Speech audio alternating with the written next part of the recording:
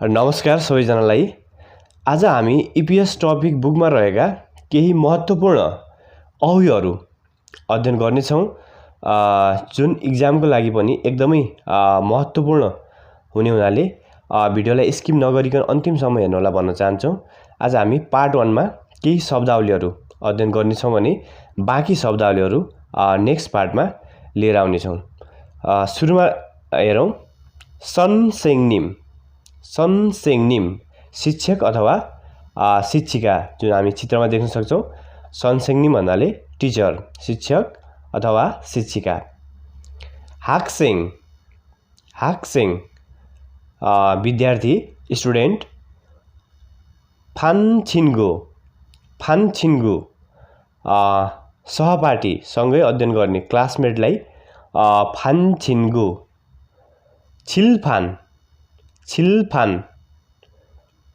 कालोपाटी अथवा सेतोपाटी, ब्ल्याकबोर्ड अथवा white बोर्डलाई छिल्फान। छेक्साङ table, desk भयो। उइजा कुर्सी। छेक भन्नाले किताब, जसरी यहाँ सानो अक्षरले हानगुक कोरियन भाषा भनेर लेखिएको छ, यसलाई चाहिँ छेक भनिन्छ भने। अर्को रहेको छ खोङछेक भनेको नोटबुक अथवा कपी, जसमा यता के पनि लेखेको छैन, खालीवाला चाहिँ खोङछेक। कपी भयो भने यस्तो लेखेकोवाला चाहिँ छेक भयो। यस्तो कुराहरू हामीले ध्यान दिनुपर्ने हुन्छ। अर्को रहेको छ एनफिल भनेको पेन्सिललाई एनफिल भयो। अनि फोलपेन भनेको बल पेन, डट पेनलाई चाहिँ फोलपेन। छिउगे इरेजर, मेट्ने कुरो। फिलथोङ औजार बक्स, पेन्सिल केसलाई फिलथोङ औजार बक्स भयो। सिगे भन्नाले घडी, भित्ते घडीलाई सिगे। अर्को थाल्यक क्यालेन्डर, भित्तेपात्रो, थाल्यक। छाङमुन झ्याल, विन्डो। मुन भन्नाले ढोका, डोरलाई चाहिँ मुन, यो चित्रमा दिएको मुन भयो। अर्को रहेको छ हाक्सेङ विद्यार्थी। पहिला हामीले केटाको चित्र पढ्यौँ भने यहाँ चाहिँ लेडिज, केटीको चित्र दिएको छ, यसलाई पनि हाक्सेङ भनेर भनिने भयो। सनसेङ्निम यो भनेको शिक्षक, हामीले अघि पनि हेऱ्यौँ। अर्को रहेको छ होइसाउन भनेको कम्पनीमा काम गर्ने कर्मचारीलाई होइसाउन।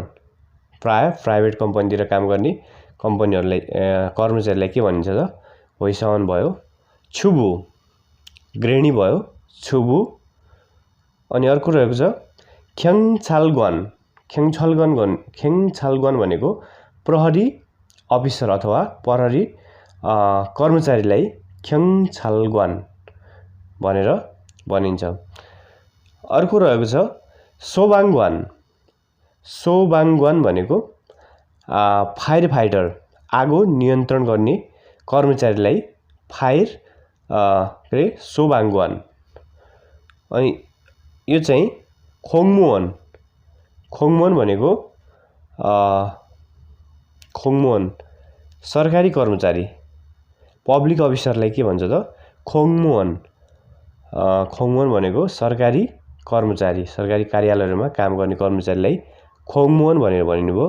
अर्को छमओन भनेको विक्रेतालाई छमओन भनेर भनिन्छ। अर्को रहेको छ उइसा भनेको डक्टर भयो, डक्टरलाई उइसा भन्छ भने। खानोसा भनेको नर्स भयो।